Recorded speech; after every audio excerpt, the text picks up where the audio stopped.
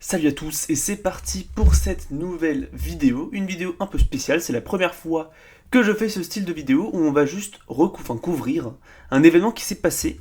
Et bien là c'est aujourd'hui, vers 18 h, il y a eu un nouveau concept créé par l'équipe de Pascal Cheval qui s'appelle le YMCA, donc vous voyez la signification en haut, je vais pas le dire parce que mon accent est un peu nul en anglais, mais en gros c'est 9 youtubeurs échecs français, connus ou pas, qui vont se rencontrer dans un format Blitz suisse de 6 rondes pour la première phase, donc aujourd'hui ce sera quoi la phase numéro 1 du YMCA, pour déterminer du coup qui sera qualifié pour la phase 2. Donc il me semble que c'est les 4 meilleurs, mais je peux me tromper. Mais du coup, à la base j'avais prévu de participer, mais il y a eu des petits imprévus qui m'ont poussé à annuler un peu finalement le rendez-vous. Mais du coup, je vais couvrir certaines des parties qui ont été jouées dans ce YMCA. Évidemment, j'en ai choisi que 8 parce que il y avait 4 x 6, donc ça fait 24 parties à courir en une vidéo, c'est impossible. Je pourrais le faire peut-être sur un live un jour, mais bon, globalement, en une vidéo c'est impossible. Mais du coup, on va voir les parties et comment s'est passé ce YMCA, donc première édition 2025. Et du coup, d'abord, je vais vous donner sur mon PC qui est juste à côté le nom des participants. Allez donner de la force, ça fait toujours plaisir. Donc il y avait Ansolène, donc tout ça c'est les pseudos YouTube, il y avait Antoine joue aux échecs, Chipsou que vous connaissez peut-être qui fait de très bons boulots, Pion à Roi avec Erwan, Échec 31, Guillaume Robin, Johan Gabriel, l'école des échecs, Hero tout 2000 FR, donc bravo à vous déjà pour avoir participé, en vous donnant un max de force, et n'hésitez pas à aller vous abonner à eux. Mais du coup, on part directement sur les parties, je pense que l'intro a assez duré. Donc, je rappelle, c'est 6 rondes de Blitz 3+2. Et du coup, on commence directement avec une première partie entre Antoine joue aux échecs et Johan Gabriel. Donc ici, Antoine a les blancs et il balance cavalier F3, D5 et G3. Donc, c'est ce que j'ai remarqué dans son tournoi de Blitz, il joue beaucoup Est-Indienne. L'idée étant de simplement mettre un fianchetto et ensuite essayer de roquer, et peut-être essayer plus tard de conquérir le centre avec C4 ou E4, ce qu'on appelle une variante moderne, une ouverture moderne, parce qu'on va d'abord venir développer les pièces et ensuite contre-attaquer pour le centre, en général c'est l'inverse. Ici, Johan va jouer cavalier C6, ce qui est un coup un peu moyen. Alors pourquoi c'est un coup moyen? C'est un coup parfaitement logique en réalité, très naturel, on vient de développer le cavalier, préparer la poussée E5, mais le problème, c'est qu'ici les blancs pourraient jouer D4, et ça viendrait un peu paralyser les noirs qui n'ont plus la poussée E4, et ils n'ont pas la poussée C5 non plus pour contre-attaquer, vu que le cavalier gêne un peu la progression de la position noire. Donc en réalité, en général, dans la position, on préfère plutôt jouer cavalier F6, donc on empêche, enfin on ne prépare pas E5, mais on va rapidement essayer de jouer C5, puis ensuite cavalier C6 puis E5, par exemple, et ça met des positions spéciales, mais du coup, cavalier C6, fou G2 joué par Antoine, qui du coup laisse Johan jouer sur E5. Elle ne jouera pas tout de suite, il va d'abord jouer cavalier F6, puis ensuite E5. Donc maintenant, Johan a réussi à avoir un très gros centre, donc ici, Antoine a loupé l'idée de D4 pour paralyser la position des noirs. Mais lui, il va continuer son système tranquillement, il va jouer D4, enfin D3, donc l'idée étant de contrôler la poussée E4, notamment la poussée qui pourrait être gênante, tout en ouvrant le fou. Peut-être aussi venir donner des possibilités au cavalier qui pourrait se diriger vers D2 pour E4 ou C4, etc. etc. Fou D6, C4, donc Antoine prend enfin le centre, prise, petit roc, cavalier C3, fou E6. Pour l'instant, tout va bien. Attention, Johan attaque le pion, Antoine le défend, en se donnant par exemple une case de fianchetto. Dame E7 prépare peut-être un vis-à-vis avec la tour, qui pourrait attaquer la dame.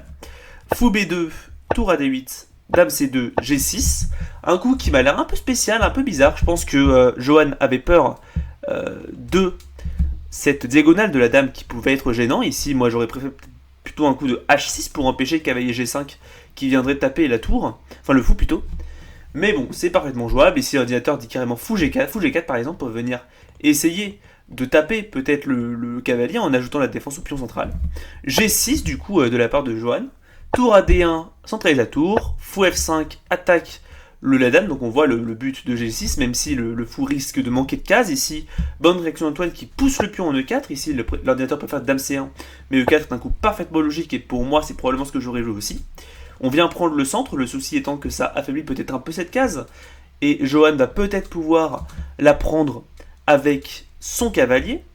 Ici, fou G4, donc maintenant Johan s'attaque au cavalier, tour D2, casse le clouage, prise, cavalier D4, Johan s'empare de la paire de fous, dame D1, A6, ici un coup peut-être un peu irraisonnable, ici cavalier ici permet de prendre peut-être un peu d'avantage, parce que ici on vient forcer les noirs à prendre une décision, par exemple prise, et là le fou est ouvert, les tours vont peut-être rapidement s'activer sur la colonne C, il y a peut-être aussi des idées de F4 qui arrivent après avoir bougé la dame. Globalement on voit que c'est quand même Antoine qui aurait pu ici prendre un avantage de développement, mais ici il va plutôt jouer fou G2, très naturel aussi pour sauver la paire de fous. C5 vient contre les centres, le problème étant encore une fois que les noirs affaiblissent la case D5, donc c'est une petite imprécision stratégique, mais rien de bien grave. Cavalier D5, Antoine prend le centre avec son cavalier, cavalier prend, E prend, B6, donc je vais dire il par défaut, donc il prend le centre, enfin, il défend son pion central, tour E1, F6, défend le pion encore une fois, le problème c'est que ça affaiblit peut-être un petit peu le roi, mais c'est pas fatal encore une fois. Fou prend cavalier, tour prend, donc là, ici attention, il y a un clouage, hein, donc c'est impossible de récupérer. Fou C5 attaque la tour des deux revient, et ici c'est une erreur. Ici en réalité il fallait plutôt jouer tour ED4 pour venir garder les tours actives et empêcher de se prendre la tactique après tour D2, fou B4, joliment trouvé par Johan qui vient du coup récupérer une qualité, la qualité qu'il a perdue. Tour EE2, donc ici Antoine essaye de trouver de l'activité où il le peut, prise, tour D6, dame E2, tour FD8, F4, donc une jolie partie de Antoine qui malgré ses petites erreurs stratégiques et tactiques trouve quand même des idées, hein, donc joli potentiel de la part du joueur, qui ici vient taper le centre et ici jouer sur le clouage sur la dame. A5 joué par Antoine, prise, dame D1, donc ici Antoine refuse l'échange, ici ça aurait probablement été bénéfique de prendre. Pourquoi c'est bénéfique dans ce cas-là? Parce que du coup ils sont obligés de récupérer, et là ils ont un pion doublé, enfin ils ont un pion isolé, ce qui peut être gênant, hein. Ici on pourrait jouer sur tour E2, suivi peut-être fou H3 et fou E6, et on voit que bizarrement les noirs ont quand même du mal, hein, à jouer sur quelque chose. Ici sur tour E2 par exemple, sur A7 par exemple, peut-être fou H3, etc. Et ça mène à des positions spéciales, mais globalement c'est assez intéressant des deux côtés. Donc du coup à la place il joue dame D1, donc il refuse l'échange, dame E3, échec, roi H1, tour E8, donc ici Johan essaye d'activer ses pièces, il faut se rendre compte qu'ici il a une qualité de plus pour un pion, donc il a un avantage matériel, mais en contrepartie Antoine peut essayer peut-être de jouer sur les compensations liées à ce pion passé qui est extrêmement dangereux, qui est protégé en plus par un autre pion. Fou H3, essayer d'activer, ici peut-être la case 3 est peut-être pas folle, il voulait peut-être venir sur la case E6, mais il a peut-être pas vu F5 qui peut être gênant. Ici, peut-être un coup comme fou F3, roi G2 pour essayer d'activer le roi est plus propice, mais bon, c'est parfaitement logique. Fou H3, dame E1, prise, tac.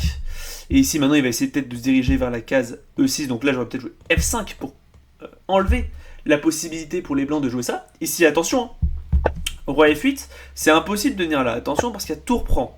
Et là, ici, il y a un clouage. Donc c'est peut-être aussi un piège qu'avait vu Johan, mais ici, du coup, roi F2 joué par Antoine qui vient attaquer la tour. Tour revient, fou G2, donc il revient simplement sur une case logique. Moi, ici, j'aurais peut-être joué honnêtement un coup comme tour E2 pour proposer un échange. Ici, l'ordinateur n'aime pas trop à cause de toujours cette idée de F5, mais de toute façon, voilà, hein, ici, l'ordinateur propose plutôt un coup comme tour C2. Ok, F5 et A3. Pour essayer de pousser en fait les pions. Parfaitement logique. Fou G2, tour D8, tour E2, prise, tour E8 échec, roi F2, tour D8, fou F3. Les deux côtés essaient de s'activer. F5, roi E3, H5, roi F4. Ici, attention, hein. Johan s'est créé des faiblesses parce qu'ici maintenant le roi pourrait s'infiltrer. En contrepartie, évidemment, il a la qualité de plus. Donc il pourra toujours peut-être essayer de s'infiltrer comme ça, par exemple avec la tour, essayer de taper sur les pions des blancs. Roi G7, il défend. H4, ici peut-être roi E5 était plus propice pour essayer de se diriger vers l'aile dame tout en venant activer ses pièces. H4, du coup, roi F6, A3, donc prépare une expansion à l'aile dame. Tour D6, B4, prise, tour D8. Donc ici, Antoine peut prendre l'égalisation, ce qu'il fait, hein, il joue C5, donc ici les pions sont extrêmement dangereux. B prend, et bizarrement c'est pas si facile, hein. Ici, il y a des pions qui sont passés qui peuvent être dangereux. Et ici, Johan va faire une gaffe. Il va prendre le pion en ne voyant pas en fait que le fou attaquait la tour. Donc il va perdre, après fou prend et quelques coups. Et ici, il abandonne. Donc victoire de Antoine joue aux échecs, qui gagne sa première partie. Donc ça, c'était pour la ronde 1. Globalement, ici, Antoine a gagné. Donc les autres résultats, je ne les ai pas honnêtement. Mais vous allez voir, j'ai le classement à la fin, donc vous allez pouvoir avoir les résultats. Mais du coup, je propose directement de passer à la ronde numéro 2. Ici, on a Erwan Chess contre Chipsou. Donc Chipsou, grand youtubeur, le plus grand en fait du tournoi. Ici, E4, joué par Erwan. Et Chipsou balance une sicilienne. Un coup intéressant hein, pour venir du coup défendre la case centrale et essayer ensuite rapidement de se développer. Et ça va être des parties souvent de contre-attaque. Cavalier F3, cavalier F6, fou B5, donc l'attaque Niesmetinov-Rossolimo. L'idée étant de venir taper le cavalier pour peut-être enlever un peu de contrôle de la case D4, peut-être jouer C3, D4 ensuite et petit roc, etc. etc. Un coup très logique. Chipsou balance E5, une prépa très logique pour venir contrôler le centre, mais le problème c'est que encore une fois, ça crée un petit trou en D5, donc ça peut être un problème à long terme, mais bon, ici, Erwan décide de prendre, donc c'est un coup qui résout pas mal de problèmes des noirs ici. C'est-à-dire que là, ici, Chipsou peut prendre du pion D pour venir combler son trou en D5, et là, maintenant, surprise, il y aurait par exemple Dame ici. Voilà. Ça va faire une fourchette, c'est un piège connu de ce genre de position. À la place, il va jouer petit roc, fou D6 défend le pion, D3, fou E6, fou E3, cavalier F6. Je passe un peu les coups, hein, mais pour l'instant c'est juste une amélioration logique. Ici, attention, Chipsou, joli coup, vient essayer de s'emparer de la paire de fous. Fou G5, l'en empêche. Ici, il aurait dû jouer F6 pour attaquer le fou encore une fois, mais il va jouer cavalier F6, revient en arrière, donc c'est un peu passif. Erwan a pu améliorer son fou, donc voilà, hein, c'était gratuit. C3, ici il prépare peut-être Dame C2 et tour AD1 pour mettre en place un vis-à-vis. Tour E8, D4, casse le centre. Le problème c'est que c'est quand même... on va dire c'est risqué dans le sens où il dédouble les pions des noirs. Prise H3. Attaque le pion ici, il fallait trouver le magnifique fou prend H6 avec l'idée que là-dessus il y a D prend E5 avec un clouage. Ici, Chipsou aurait dû trouver prise qui aurait pu être dangereux, hein. Ça mène à des positions spéciales. Mais du coup à la place il va revenir en arrière, très naturel. Fou C7, prise, attention ici, Chipsou s'est affaibli la position en enlevant le défenseur du cavalier. Tour C1, E prend D, cavalier prend D, fou prend H2, roi F1, fou prend A2. Une petite erreur tactique ici. Erwan aurait pu trouver G3 pour venir enfermer le fou, et il va simplement ensuite essayer de le grappiller avec roi G2 puis roi prend H2. Ici à la place il va jouer B3, il va s'attaquer plutôt à ce fou là. Le problème c'est qu'ici il aurait pu y avoir tour à D8 qui peut mener à des positions complexes avec du Dame F4 qui peut arriver. C'est compliqué quoi, avec de la pression en fait sur la colonne D. À la place du coup Dame B6 joué par Chipsou qui essaye de venir sauver ses pièces. Cavalier 2 F3, logique, il garde la défense du pion et la défense du cavalier. Ici l'ordinateur préfère simplement Dame G4 échec, suivi de par exemple après roi H8, cavalier F5 avec des attaques de maths qui peuvent très vite arriver, Dame H4 qui arrive, etc. Et l'attaque est trop forte. Cavalier 2 F3, du coup fou F4, tour A1, prise, tour AD8, donc Erwan a quand même réussi à gagner une pièce contre 3 pions, donc c'est relativement égal, mais en réalité, en fait, les pièces d'Erwan sont tellement fortes qu'ici il a l'avantage. Dame B1, donc proposera un échange de dames une fois que le cavalier bougera. Hein. Moi j'aurais peut-être préféré voir un Dame C2, le cavalier défend la case, hein. Et ici ça préparait tour AB1, qui lui essaye vraiment de jouer sur le placement précaire des pièces de Chipsou. Du coup, il joue à la place Dame B1, Dame B5 par Chipsou, rejoint Dame H5, donc il essaie de s'attaquer de l'autre côté.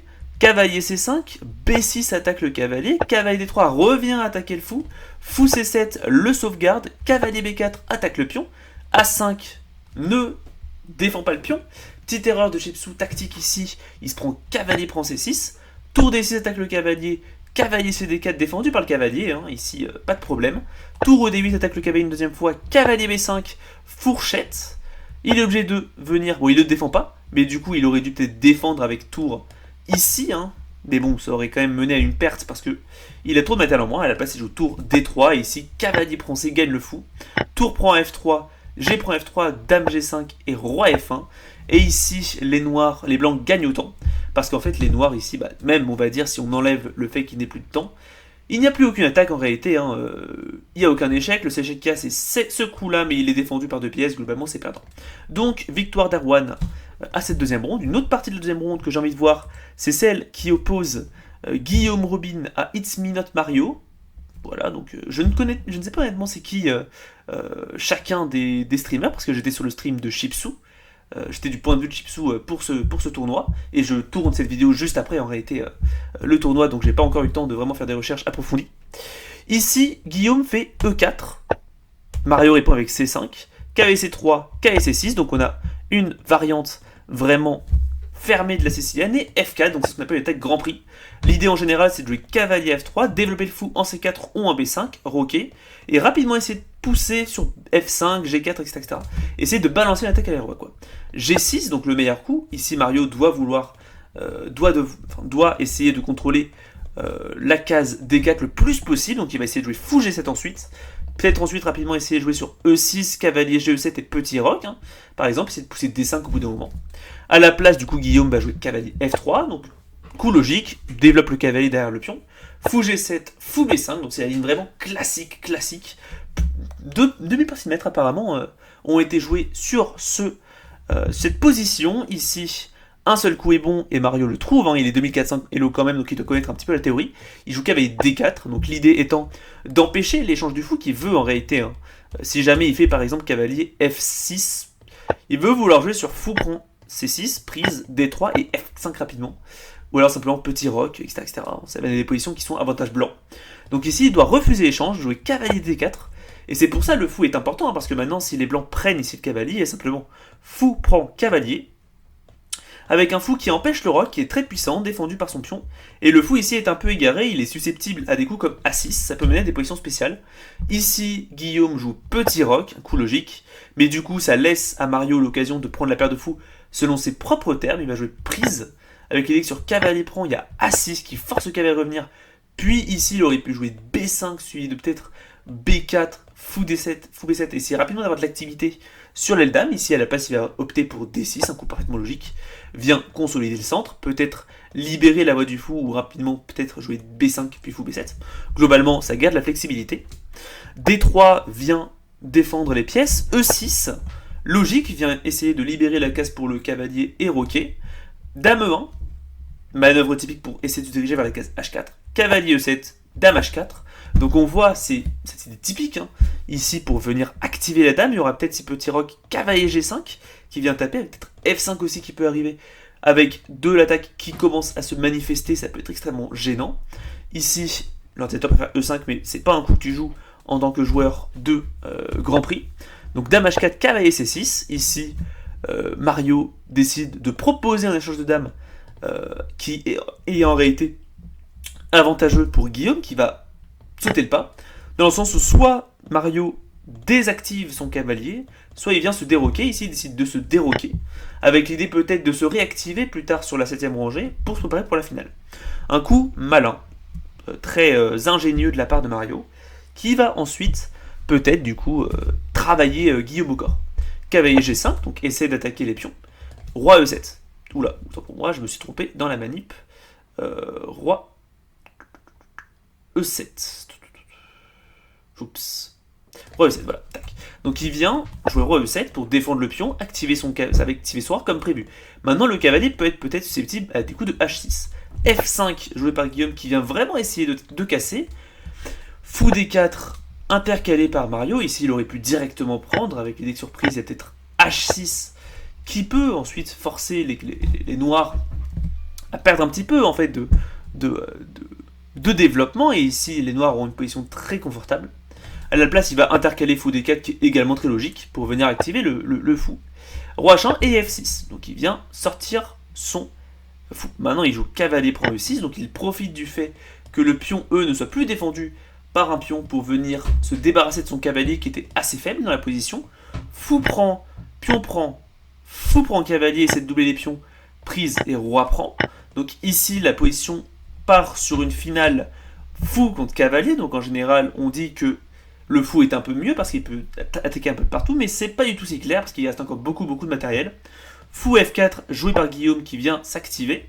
B5 joué par Mario pour prendre de l'espace. Tour F2, tour HF8, fou H6, donc là ici, Guillaume essaye peut-être d'activer ses pièces, hein, il va attaquer la tour, peut-être essayer de doubler les pions. Tour F7, tour F1, donc il double en effet les tours. Ici, attention, un coup comme tour ici est impossible parce que c'est attaqué. Et ici, peut-être qu'une menace que de Guillaume serait fou G5, avec l'idée que surprise, j'aurais peut-être tour prend. Et si tu fais rien, du coup, le pion est en l'air. Dame E5, joué du coup par Guillaume avec l'idée que sur fou G5, il y a peut-être cavalier E7, hein, ou alors simplement cavalier G4 pour attaquer la tour, à voir. Mais du coup, G3 empêche cavalier G4, tour G8, D4, donc il vient prendre le centre, prise, cavalier C4, le problème c'est que ça donne cette case, donc ici maintenant, le cavalier des noirs est très actif et la position est probablement égale. Fou G5 profite du clouage, D5, tour GF8 défend le pion, fou C1 revient en arrière, essaie peut-être d'empêcher l'activation du cavalier, D5 prend le centre, prise, C3 défend, F5, G4 ici, Guillaume essaie vraiment de taper sur le clouage, roi E6, quoi d'autre finalement, fou H6 attaque la tour, tour G8 ici, la position est intéressante, mais en réalité le cavalier des noirs est tellement puissant qu'ils ont l'avantage, même si les blancs essaient de trouver du jeu ici à l'aile roi. Tour E2, échec, roi D7, G prend F, fou F4. Ici, Guillaume continue à essayer de cloisonner l'adversaire dans ses retranchements. Tour E8, tour prend E8. Logique, attention, hein, sur tour ici, il y aurait peut-être tour prend et tour G7 qui vient essayer de s'activer avec des possibilités de tour G6, tour G6, ouais. Globalement, ça mène à des positions qui sont relativement spéciales où le cavalier est très puissant par rapport au fou. Et du coup, les noirs ont encore des possibilités de gain, mais elles sont infimes. Tour prend E8, roi prend E8, tour E1 échec, tour E7 prise, fou C1, roi E6. Donc quand on est en finale, évidemment, il faut activer le roi, hein, c'est une pièce d'attaque. Roi G6, cavalier B6, donc essaie de se replacer vers la case D5 pour contrôler le centre et attaquer les pions. Roi F3, cavalier D5, comme je l'ai dit, attaque le pion, fou D2 défend. Roi D6, donc roi G3, peut-être de s'activer en essayant de passer peut-être par la colonne H. Roi E7, roi H4, roi F6, fou G5 échec, force le roi à partir en G6, d'où il n'est plus un acteur sur les dames, il est obligé de revenir à présent Guillaume pour défendre son pion. H6, roi G3, H5, H4. Ici la position est encore avantage noir, hein. Ici c'est quand même une position où les noirs ont la main. Ici l'ordinateur propose F4 échec, avec l'idée que sur fou prend, il y a cavalier prend, et ici le pion devient isolé avec ces pions qui peuvent peut-être être passés dans le futur. Donc c'est des thèmes très complexes de finale. Hein. A5, roi F3, A4, roi E2, F4, roi D3. Roi F5 active le roi, C4 attaque le pion et le cavalier, prise, cavalier E3. Mario trouve un moyen de se développer, sachant que tu ne peux pas prendre, hein, parce que prise, tac, peut-être rapidement mener à des positions complexes. Ici c'est encore égal grâce à D5, et c'est la partie d'ailleurs, D5. Ici, Guillaume trouve ce coup, c'est le seul qui sauve la nulle. Prise, roi prend E3, roi C4 essaie de se diriger. Attention ici, il faut bien calculer sur la prise de pion, sur la course de pion, si ça gagne. Ici, le problème, c'est que là, ça ne gagne pas. On ne peut pas vraiment aller chercher le pion parce qu'il y a simplement roi B2, prise, tu bouges, je bouge, tac, et je contrôle juste à temps la promotion et je finis par gagner. Ici, si tu essaies vraiment de forcer, je bouge là et je vais récupérer le pion au bout d'un moment. Donc, il faut bien calculer qu'on ne peut pas aller chercher le pion, il faut plutôt jouer passivement, entre guillemets, en jouant roi D2. Ici, non pas roi D2, du coup, il fallait plutôt jouer roi F4 en effet, mais avec l'idée qu'après ça, on revient en E, comme ça. Tac, prise, et ensuite on vient faire ça, avec un thème typique de nul. Hein. Ici, on va suivre simplement le roi noir. Et si jamais il décide de pousser le pion au bout d'un moment, on va simplement jouer en C1, tac. Et même s'il réussit à partir de l'autre côté, en réalité, on va être à temps. Hein. Et on atteint une des 3 cases de nul, hein. Je l'avais expliqué dans ma vidéo sur les finales. Ici, on va atteindre la case C1, avant que le roi noir puisse le faire, et du coup, on va simplement sauver la nulle. Une finale un peu complexe, mais du coup, ici à la place, Guillaume va gaffer en jouant roi D2. Donc il laisse roi D4 qui vient permettre de venir attaquer le pion et venir gagner la partie, mais à la place, Mario ne va pas le voir probablement en Zeitnot, il va jouer roi B4, donc il revient essayer d'agresser le pion. Roi C2, ici, ça marche plus, parce que sur roi C5, maintenant il y a roi B2 qui vient essayer de se venger sur ce pion, et ça va marcher. À la place, bon, il aurait pu jouer ça, mais il a joué A3 qui est une gaffe, parce que ça autorise roi D4, roi D2, et ici roi E4 qui était gagnant, pour venir grappiller le pion, et ici attention, hein, la course ne marche toujours pas, parce que là, maintenant, le changement, c'est que c'est les noirs qui vont tamer en premier, ils vont faire ça, et puis contrôler la caisse de promotion, globalement. Mais du coup, roi C4, roi C2, roi D4, roi D2, roi C4, roi C2, et la partie a fini en nul. Mario qui n'a pas su concrétiser un avantage alors que sa finale était gagnante, ça arrive, mais du coup, c'est une nulle pour cette deuxième ronde pour les deux joueurs. Donc une partie intéressante, je me suis dit que c'était très intéressant de voir les finales de pions dans cette partie très intéressante, et même voir l'attaque Grand Prix par exemple, avec les noirs comme l'a joué Mario, c'est très intéressant. Et du coup, la ronde 3 continue. Ici, on a une partie entre Johan, Gabriel et Erwan Chess 99. Donc ici, ça commence avec E4, E5, KVF3, KVC6, DK, donc une écossaise.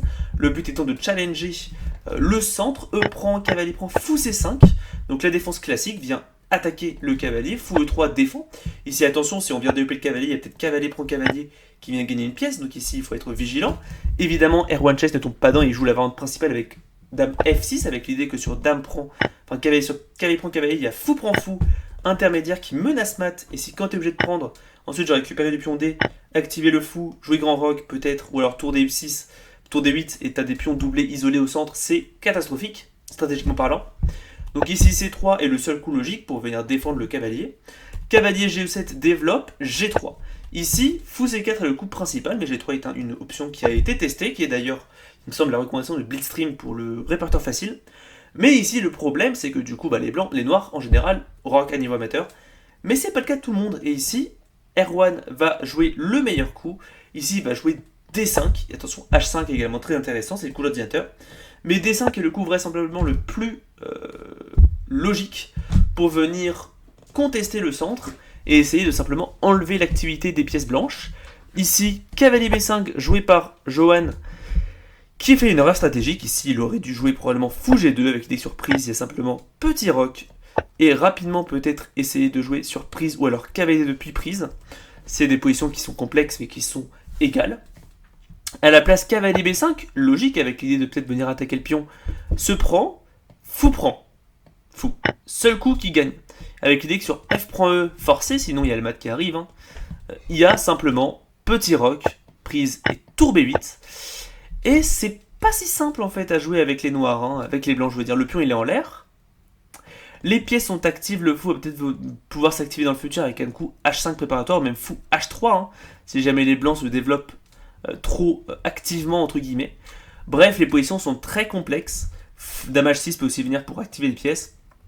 Le pion est complètement compensé si les blancs jouent bien. À la place, ici, Erwan va venir voir simplement la fourchette et il va jouer fou D6. Intéressant, hein, si on joue fou B6, le problème c'est qu'il y a fou prend fou qui enlève le défenseur, donc il va plutôt essayer de jouer fou D6 pour garder le défenseur. Le souci étant qu'il est passif, et ici, fou G2 joué par Johan qui reprend l'avantage, développe le fou, prépare le roc, prise, petit roc, cavalier prend fou, C prend fou, petit roc, fou H3.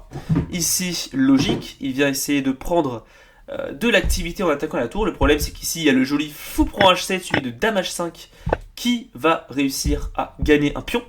Donc ici, Johan avait moyen de prendre un avantage matériel. Ici, à la place, il a joué fou G2. Coup parfaitement logique pour échanger. Le problème, c'est que une autre idée, c'est que si jamais on réussit à échanger notre fou de Fianchetto, c'est qu'on se crée des faiblesses autour de notre 3. C'est-à-dire que Johan, ici, prise, a des cases très très faibles autour du roi blanc, sur les cases blanches. Bon, ici, il s'avère que les noirs n'ont pas vraiment moyen de jouer sur les cases, parce qu'ils n'ont pas de fou de cases blanches, mais c'est quand même dangereux. Et ici, les noirs ont quand même un petit avantage, hein, quand même, aussi du fait de l'activité de leurs pièces. La dame est très active, hein, elle ne peut pas être attaquée, c'est compliqué à déjouer. Tour F8, joué par les noirs, suivi de dame E2. Ici, ensuite, on a simplement... Oula, attendez. Tac, okay. Cavalier F5, donc ici, Erwan va essayer de taper le fou. Cavalier D2, prise... oula, Ici, c'était peut-être mieux de prendre, du coup. Ici, il préfère jouer tour E7, coup logique pour ensuite en fait venir doubler les tours. Je m'attendais juste pas à ça, c'est pour ça que j'ai dit oula. G4 attaque le cavalier, prise, donc il prend maintenant la paire de fou, maintenant qu'il est forcé de le faire. Hein. De toute façon, c'est un coup qu'il voulait jouer, donc c'est bénéfique qu'il le fasse. F prend, découvre une attaque sur la dame, R1 la bouge, attaque aussi le pion. Tour F5, attaque la dame, mais gaffe du coup, un pion pris par R1. Ici, prise de la tour était très intéressant aussi, avec l'idée que sur prise, il y a prise et ça gueule le cavalier. Mais du coup, il aurait trouvé une autre solution, hein, probablement R1 Johan pour essayer d'éviter de perdre du matériel. Mais à la place, il décide de prendre la dame. Dame prend, tour à F1. Tour E2, tour à F2. Tour prend F2, tour prend F2. Un échange logique. Le problème, c'est qu'Erwan finit la combinaison avec un pion de plus. Tour E8, roi F3 active le cavalier, mais se donne la case E5 pour le cavalier sur tempo. Roi G3 est plus ou moins forcé, hein, il doit défendre le pion. Tour D3, attaque la tour et le pion, donc il va perdre un deuxième pion. Tour F5, ici B6 joué par R1 ici. Tour E3 était peut-être un peu mieux pour venir soit échanger, soit venir prendre de l'activité à foison. Hein. Par exemple, si tu joues en G2, il y a cette fourchette qui marche. S'il y a H4, je vais simplement jouer cavalier E5 par exemple, avec des menaces diverses et variées, avec un roi qui est très faible. Globalement, tour E3 a forcé un affaiblissement de la position des blancs. À la place, B6, logique, qui vient peut-être empêcher une activation des pièces. Peut-être menacer à 5, des coups naturels, peut-être pas ce que j'aurais joué, mais naturel, ça fait sens. B4, cavalier E5, donc essayer de bloquer la tour et de se donner des cases. Peut-être empêcher cavalier C4. Cavalier E4 à la place, joué par Johan pour attaquer le pion G6. Contre-attaque sur la tour. Ici, le problème, c'est qu'il y a cavalier F6. Ici, roi F8 était forcé avec des prises-prises. Et ça joue encore, hein. Ça joue encore ici. Ici, il dit plutôt G prend F, autant pour moi. Et ça joue encore. Cavalier prend D6, pion prend. Et la finale est complexe après cavalier C8. Hein. Ça va partir sur une finale relativement égale où il y a les noirs qui vont défendre leur pion, les blancs vont essayer de manégocier quelque chose à l'aile dame. Mais c'est égal. À la place ici, R1 va gaffer, il va jouer roi G7, donnant la tour sur tempo. Puis tour prend E5, simpliste. Hein. Ici G5 était un mat en réalité. Hein. Il y avait ça puis mat, hein. C'était un petit mat un peu esthétique, mais tour prend E5, logique. Cavalier D6, et ici, cavalier prend F7, ensuite il va revenir tranquillement vers C8 et s'emparer des pions de l'Eldam, et c'est pour ça qu'ici Erwan abandonne. Mais du coup, la ronde 3 s'est passée comme sur des roulettes. Maintenant, ronde 4, ici, la partie que j'ai choisie, c'est celle entre Chipsou encore une fois et Antoine. Ici pour moi, j'ai choisi cette approche parce que ça montre une attaque intéressante contre la Caro-Kann. Pour ceux qui veulent pomper, c'est pas un souci, vous pouvez copier cette approche, merci Chipsou. E4, C6, D4, D5, E5, fou, F5, H4, donc c'est la talle, une variante que moi-même je joue, avec l'idée que sur E6, il y a G4 et le fou va finir dans quelques coups par être enfermé. Donc du coup, ici, après H4, les noirs sont forcés de jouer soit H6, soit le coup de la partie H5, pour empêcher G4 et donner des cases sur la colonne bleue que vous voyez ici à l'écran. Cavalier E2. Une variante très intéressante, avec l'idée de rapidement jouer cavalier G3, attaquer le fou et le pion, et ensuite jouer fou E2 pour vraiment mettre en place une attaque contre ce pion. Donc très logique, ici Antoine va jouer E6, le coup typique de la talle. Cavalier G3 joué par Chipsou, autant pour moi je me suis trompé. Cavalier G3 joué par Chipsou, attaque le fou, attaque le pion. Fou G6, défend le pion. Fou E2, contre-attaque et ajoute un attaquant. Fou B4, mauvais coup, en réalité ici, hein, un peu inutile parce que c'est C3 qui est possible ici. C5 est mieux pour venir essayer de contre-attaquer sur le pion en profitant du fait que les blancs n'ont pas encore de développement suffisant. Mais du coup, fou B4 joué par Antoine, un peu imprécis. C3, fou A5, le problème c'est que le fou est complètement cloîtré. Et ici, Chipsou avait moyen de prendre le pion, mais il avait peur de prise. Ici, G6 qui a attaqué le cavalier. Le problème c'est que là, il y avait fou G5 qui a attaqué la dame. Ici, dame B6 et cavalier G7 permettaient d'avoir un avantage après prise et dame F3, j'imagine. Non, B4 ici, oui, je viens d'enfermer le fou. Esthétique, et avec toujours des possibilités, du coup, par exemple, de dame F3 ou dame G4. Ici, le roi est très faible. Globalement, ici, les noirs finissent par perdre la partie d'ici peu, honnêtement. À la place, ici, il va jouer fou F4. Coup logique de développement. Le problème, c'est que le fou, il fait un peu rien derrière. Hein. Ici, il est coincé, et il a loupé, en fait, l'occasion de gagner un pion. Cavalier D7 vient développer le cavalier. Encore une fois, prise est possible, mais là du coup, C5 qui mène à des positions un peu plus compliquées. Cavalier D2 développe le cavalier. Cavalier E7 développe avec cavalier F5 en ligne de mire plutôt. cavalier prend H5, maintenant il prend le pion. Fou prend, G6 attaque, fou et 2 défend, mais du coup, Chipsou finit avec un pion de plus quasi net. Hein. Ici, Antoine a mal négocié sa Caro-Kann, ça arrive. Mais du coup, on voit que l'attaque Chipsou peut être très dangereuse, donc une option peut-être explorée pour les parties blitz. Fou B6, donc ici, Antoine revient en arrière et vient essayer d'activer son fou, même s'il est encore coincé derrière les pions. Il veut peut-être essayer de l'activer avec C5 d'ici peu. Dame C2, cavalier F5, il essaie d'activer son cavalier. Le problème, c'est qu'il est peut-être sujet au poussé G4. Ici, G3 joué par Chipsou qui préfère jouer solide et défendre son pion. Dame E7 prépare le grand roc. H5 casse l'aile roi. Ici, un coup plus logique aurait été fou G5 pour attaquer la dame, forçant ici F6, prise et G4. Avec des positions spéciales, mais ici le cavalier va devoir rebouger, il va finir par être très inactif. H5 à la place, du coup, prise, fou prend, roi B8, roi B1, C5, cavalier F3. Ici, les deux côtés jouent des coups très logiques. Ici, Antoine a essayé de contre-attaquer au centre. Les deux côtés ont mis leur roi sur des colonnes qui sont fermées, sur des diagonales qui sont fermées, autant pour moi. C prend D, G4, donc attaque le cavalier en coup intermédiaire, cavalier G7, contre-attaque sur le fou. C prend, tour C8, attaque la dame, dame D3, défend, cavalier prend fou, G prend fou, donc là ici attention, hein, Chipsou se crée un pion passé, dame B4 ici, Antoine essaie de moyenner, mais ici en fait tout est défendu, donc ici Chipsou va jouer cavalier G5, ici il avait plus simple, il avait H6, pour venir avancer encore un peu le pion et le rendre plus dangereux avec H7 qui peut arriver, cavalier G5 avec cavalier F7 qui peut arriver ensuite, mais il préfère commencer par cavalier G5, attaque le pion, A5 joué par Antoine, donc il gaffe cavalier, prend F7, attaque la tour, A4, il vient essayer d'attaquer, mais cavalier prend H8, A3, attention menace mat, Chipsou le voit, il joue B3, donc là ici maintenant plus aucune attaque, donc Antoine se résigne à prendre le cavalier, mais du coup maintenant ici Chipsou a une qualité et 2 pions de plus, ce qui peut être compliqué hein, pour jouer pour la victoire.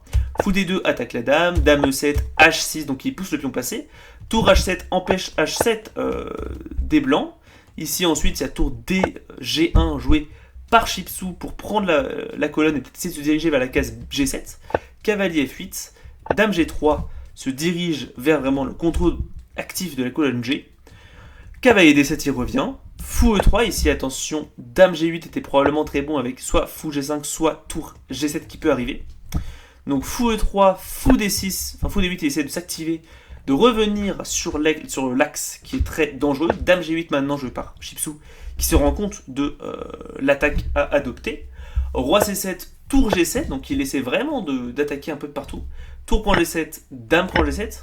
Donc ici il veut en fait se créer un chemin pour le pion H. Dame B4, dame G1, donc il empêche simplement toutes les attaques. Hein. Maintenant sur dame F3 il y aurait simplement dame C1 qui vient clouer la dame et du coup empêcher toute l'attaque.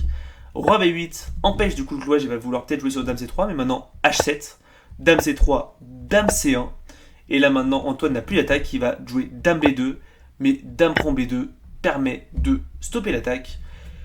Et ici du coup Antoine perd autant, mais de toute façon il était perdant, il ne peut pas empêcher la promotion, donc ici Chipsou gagne cette partie. Maintenant ronde 5, donc ici on est déjà à 30 minutes de vidéo.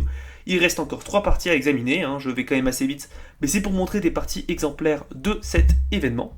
Donc du coup cette fois-ci on a Mario contre Chipsou, donc Mario on avait vu c'était le grand favori, 2400 Elo sur les chess contre Chipsou, donc qui joue des ouvertures, notamment la Sicilienne, on l'a déjà vu jouer. E4, C5, cavalier F3, cavalier C6, fou B5, donc on a déjà vu cette ouverture. Ici, on a vu que Chipsou jouait E5, donc E5.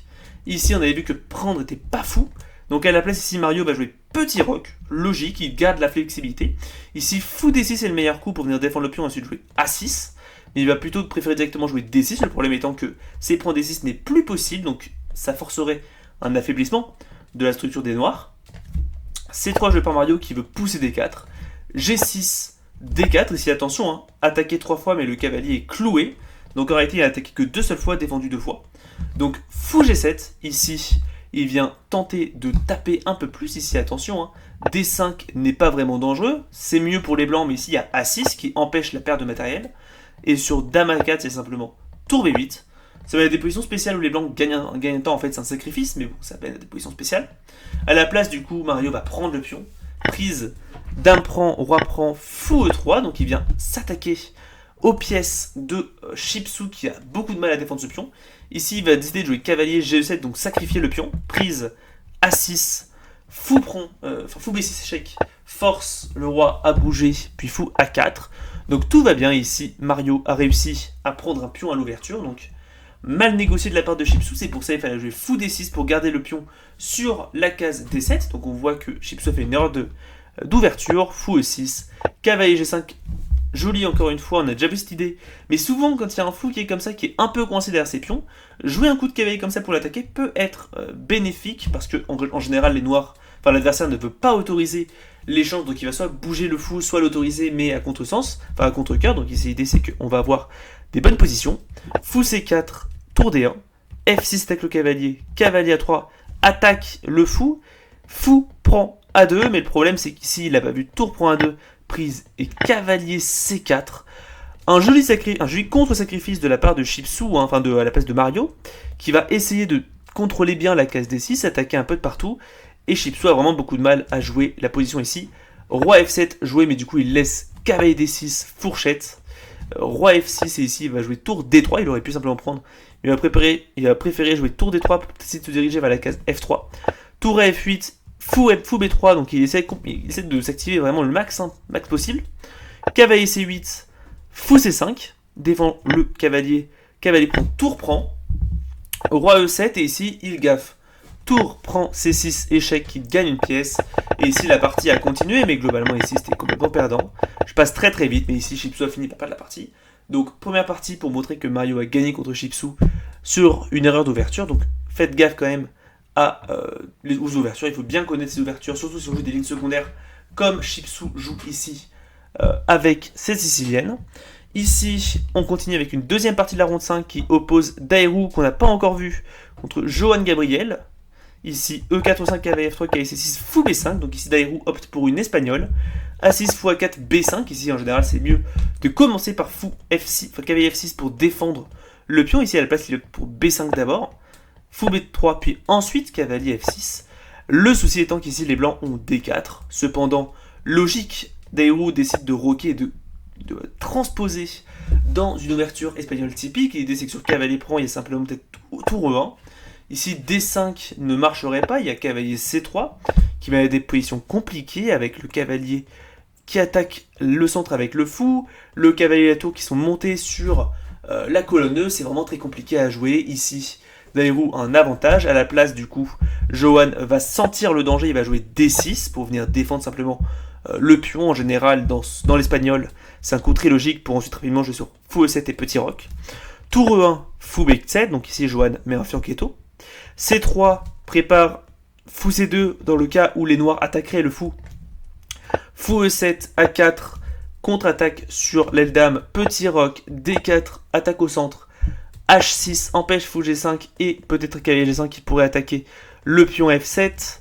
D prend, dame prend, tour prend, cavalier BD2, cavalier S5, fou C2, C6, B4, cavalier C4. Donc ici, les blancs et les noirs essaient de s'activer. Le problème, c'est que Johan ici fait une imprécision stratégique. Ici, il donne cavalier prend C4 avec une déflagration de la structure des pions. À la place, du coup, ici, Dairou a un avantage. Ici, il aurait pu carrément prendre un pion, mais il ne va pas le faire. Ici, le pion est en prise, mais il va jouer H3 pour créer une case sortie pour le roi, empêcher toute infiltration. Un coup très solide, parfaitement jouable, juste il ne prend pas un pion en 1, ce qui est peut-être un peu triste ici. Du coup, Johan aurait dû le défendre probablement avec cavalier D7 pour essayer de, du coup, venir développer développer le cavalier pour défendre le pion, peut-être jouer F6 et ensuite replacer le cavalier en E6 par exemple. À la place, il va jouer C5 pour contre-attaquer sur le pion E5 et peut-être venir attaquer le pion. Mais ici, bon, du coup, il n'a pas joué ça, mais Dairou avait simplement l'opportunité de prendre, avec l'idée que sur prise ensuite, il y a simplement cavalier prend E5, où ici les blancs finissent tout de même avec un peu plus. À la place, il va jouer fou A3, donc vient simplement développer le fou et taper un peu plus sur le pion. Prise A5, attaque le pion B5, avance et défend. Tour D7, cavalier prend, donc maintenant il prend un pion. Tour D2, attaque le fou. Tour AC1, défend. Tour D4, attaque le pion, enfin, met un peu pression. F3, défend pérennement le pion et menace peut-être de prendre la colonne D. Tour AD8, roi H2, mauvais coup, ici il aurait dû jouer tour ED1. pour venir simplement contester la colonne ouverte. Ici, si on laisse les noirs avoir la colonne ouverte, ils risquent de s'infiltrer et de prendre un avantage. Roi H2, les blancs ont encore l'avantage, mais c'est beaucoup moins clair. Ici, ils ont un pion de plus, mais les noirs ont du contre-jeu. Cavalier D7, donc il vient empêcher, enfin il vient se débarrasser du cavalier fort. Cavalier prend, tour prend. Fou B1, C3, les blancs, les noirs poussent. Ici, attention, hein, prendre est jouable, mais donnerait le pion A4, donc c'est des positions qui sont encore une fois très complexes. À la place, du coup, il va jouer tour D2, enfin fou C2, donc il vient défendre le pion plutôt que prendre celui des noirs. Tour D2, tour E3, F6, tour prend C3, tour F2. Donc là, ici, on voit le plan de Johan qui est de doubler les tours, mais là maintenant, fou, roi G3 ici, attention, il aurait peut-être dû jouer, selon moi, un coup comme tour. Ah non, ici, attention, tour ne marche pas, hein, parce qu'il y a tour prend, fou intermédiaire, et les noirs égalisent probablement. Hein. Mais du coup, il aurait peut-être pu jouer un coup comme. Non, apparemment, c'est le meilleur coup. Je retire ce que j'ai dit. Donc, roi G3, tour D2 et roi F4. Ici, tour C7 est apparemment meilleur, mais roi F4 fait parfaitement sens. Tour prend, tour C7 maintenant. Donc là, ici, on voit qu'il commence à attaquer le fou. G5 échec, roi F5. Attention, ici, Dairou menace peut-être de venir en G6, puis de faire un mat du couloir. Tour GF2, tour prend, roi G6, tour D6, roi prend, roi G6, F5, donc des coups. Je passe les coups vite parce qu'il faut avancer, mais globalement ici, il manœuvre la pièce. Johan essaye de compenser la pièce de moins, mais il n'y arrive pas. Hein. Ici, il n'y a pas de mat. Roi prend, donc là je passe prise. Il perd encore un pion. Ici, malheureusement, il essaie de trouver un truc, mais ici, il y avait fou B3 échec, suivi de ce coup-là qui mène à l'échec et mat inévitablement. Mais à la place, Dairou va jouer tour G1, un coup un peu malencontreux. Ici, du coup, Johan sent la tactique avec l'enfilade qui gagne la tour, mais les blancs peuvent encore sentir avec, encore une fois, fou B3, qui attaquerait le roi et le forcerait à être très inactif. À la place, il va jouer tour A7, donc gaffe le fou. Il prend un pion avec des pions qui sont passés, qui peuvent être dangereux, mais le problème c'est qu'ici, tour C5, ici, il ne peut plus pousser parce que c'est cloué, et du coup, c'est beaucoup plus compliqué d'avancer. E5, ici, il va jouer tour F1, ici, tour E1 était plus logique pour venir simplement s'emparer du pion. Mais tour F1 fait échec, donc je comprends. Tour E6, tour E1 maintenant, roi D6, tour C prend E2, E5, moi j'aurais préféré peut-être tour E prend E5, mais bon, c'est une question de goût. Autant pour moi, je suis un peu maladroit. Hein. Donc, voilà. Donc là ici, malheureusement, Dairou va gaffer, il va jouer B6, ici il aurait peut-être dû jouer tour A8 avant de jouer ça, parce que là ici il donne la tour. Et même s'il essaie de pousser, maintenant le problème c'est que Dairou et Johan est juste à temps pour stopper la promotion. Il va jouer roi C7 pour essayer de la forcer, mais tour prend A7, enfin tour prend 4, et ici Johan, Dairou abandonne. Parce que si promotion, il va simplement récupérer. Et après ça, c'est juste un mat roi tour contre roi, rien de plus facile à ce niveau. Donc on voit que Johan a gagné sa partie, donc partie très intéressante encore une fois, où on voit du coup pas mal de subtilité tactique, notamment dans l'espagnol. Hein. Je trouve que c'est partie très intéressante à voir, et voir un petit peu Dairou qu'on n'a pas eu l'occasion de voir sur ce tournoi. Et du coup, pour cette dernière partie, donc c'est la dernière ronde, on a Antoine contre Mario, donc c'est la partie échiquier 1.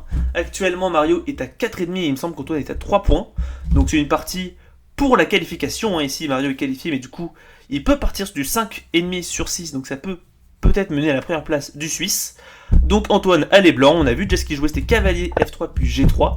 Et ici, Mario va balancer une approche que je trouve très intéressante à niveau amateur ou en blitz, c'est-à-dire cavalier D7. Un coup qui peut paraître très bizarre parce qu'on bloque le fou. Mais l'idée c'était un peu la même que celle qu'avait Johan dans la ronde 1, si vous vous souvenez. C'est-à-dire cavalier C6 pour pousser E5. Et ben là on refait ça pour pousser E5. Le problème de cavalier C6 étant qu'on ne peut pas pousser le pion C. Là maintenant on peut. Le pion C est libre. Hein. Donc on a E5 et C5 qui sont préparés. Le problème étant qu'on bloque le fou. Donc c'est un peu à double tranchant. Ici les blancs doivent jouer D4 pour empêcher du coup la poussée E5, c'est obligatoire. Antoine ne va pas le faire, il va jouer fou G2, mais du coup Mario prend l'occasion par les cornes. Ça n'a pas vraiment de sens, mais vous avez compris ce que je veux dire. C'est-à-dire E5, il prend le centre, il va ensuite rapidement pouvoir peut-être jouer sur fou D6, cavalier GF6 et grand roc, enfin et petit roc, et il aura une position très acceptable. D3, cavalier Gf6, petit roc, fou C5. Donc ici, fou D6 aurait probablement été un poil plus précis, mais fou C5, parfaitement logique. Hein. Évidemment, je ne crache pas sur un 2400. Fou G5 cloue le cavalier. H6 attaque le fou qui revient en arrière. Donc on voit que c'était peut-être pas un coup optimal. Ici, il aurait peut-être été mieux en fianchetto au bout d'un moment ou simplement en D2. Ici, il aurait dû simplement jouer sur C4 comme il avait l'habitude de le faire pour venir simplement contrer au centre et peut-être jouer cavalier C3, dame C2, B3 et fou B2 hein, avec un de l'avant qu'on a déjà vu dans la ronde 1. Du coup, fou G5, H6, fou C1, donc il y avait en arrière C6, et Mario a gagné 2 temps gratuits, c'est-à-dire H6 et C6. Donc ici, il a l'initiative, Antoine a un peu mal géré, mais c'est pas grave. Ici, C4 doit encore être joué, il va plutôt préférer jouer A3 pour menacer B4. Mais du coup, ici, Mario va simplement jouer A5 pour empêcher B4. Cavalier BD2, il essaie de s'activer comme il peut. Petit roc, C4. Mais là, maintenant, le problème, c'est qu'il y a E4 qui gagne, ici à la place... Enfin, je ne vais pas rentrer dans les détails, mais globalement, ici... Mario aurait eu un avantage stratégique énorme. Tour E8 à la place de par Mario qui vient simplement défendre son pion et activer sa pièce. Hein. Ici, l'idée c'est que sur prise, les noirs gardent un très fort centre. Du coup, à la place, Antoine va simplement jouer dame C2. Ici, encore une fois, E4 est le meilleur coup, mais Mario va préférer jouer fou A7 pour se dérober du vis-à-vis. C'est prend D, donc encore une fois, comme je l'avais dit, il préfère garder son centre très complet, où ici les cavaliers défendent tout. Attention, ce pion peut peut-être être faible dans le futur, parce qu'il est défendu que par le cavalier.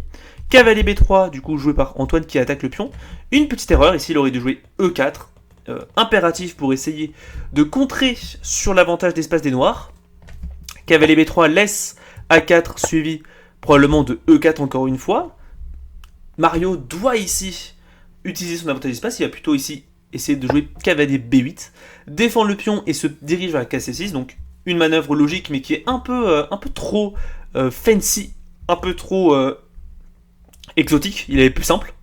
B3 vient essayer de déloger le pion, cavalier C6, logique, fou prend A4, attention ici Antoine se crée des faiblesses, ici il fallait jouer fou B2, essayer vraiment de développer ses pièces pour éviter de se faire rouler dessus, mais du coup B prend A4 et ici maintenant Mario joue E4, donc il trouve enfin l'idée, le souci étant que le pion de plus d'Antoine est ridicule, c'est un pion doublé sur la colonna, ça ne sert à rien, il va simplement être perdu d'ici peu.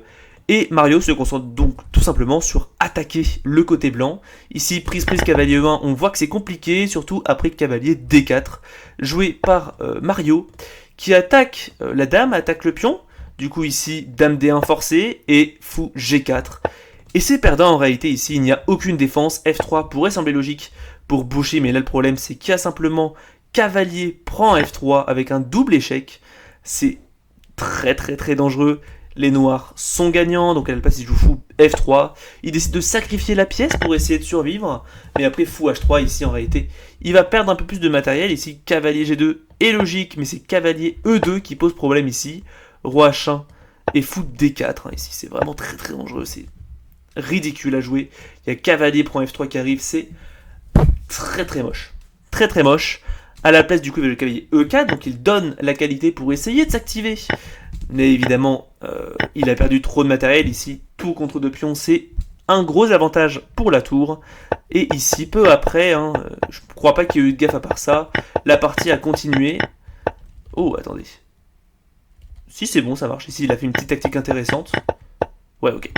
Et du coup, ici, finalement, Antoine a abandonné, donc Mario a gagné. Donc là, j'espère que cette analyse de certaines parties de la YMCA vous a plu. J'ai essayé d'aller très vite et de tenir au courant dès le jour de la sortie, donc les analyses sont peut-être un peu moyennes, je suis désolé, mais du coup aussi c'est la première partie que je tourne sur le nouveau PC que j'ai, donc n'hésitez pas à me dire si c'est mieux niveau qualité, c'est mieux niveau format. J'espère que ça vous a plu. Du coup, au cas où je vous montre là le classement qu'il y avait à l'issue de ces parties. Donc c'est ça, je mets juste en place vite fait là. Donc on a Guillaume, Robin et Mario qui ont réussi à ne être invaincus, ils ont fait nul l'un contre eux. C'est pour ça que j'avais montré la partie à la ronde 2, parce que c'est les deux meilleurs et ils ont fait nul. Et après du coup on a Daeru qui a 3 points, en égalité avec Gary Kaspaouf, Échec 31, Johan Gabriel et Chipsou, donc 3 points. Je sais pas vraiment comment marchent les qualifications, mais du coup ils sont en marche pour la qualification. Mario et Guillaume sont qualifiés pour la phase numéro 2 et Erwan et Antoine sont à 2 points. Donc, évidemment, je tiens à féliciter quand même tout le monde pour leur participation, parce que participer à un tournoi d'échecs, surtout en ligne comme ça et en live, parce que c'était en live, tout le monde a diffusé sur leur chaîne le live, c'est courageux. Courageux, moi j'aurais aimé participer mais je n'ai pas pu, donc bravo à vous les copains. Et du coup, je vous invite à aller voir leur chaîne, hein, essayez de vous abonner, essayez de voir leur contenu. Ils sont très très sympathiques. Mais du coup, j'espère que cette vidéo vous a plu. Je vais essayer de faire d'autres formats comme cette chaîne, mais pour les tournois plus officiels. Par exemple, il y a le FIDE Grand Suisse, donc le Grand Suisse FIDE, qui arrive d'ici peu. Et je vous dis à bientôt pour une prochaine vidéo.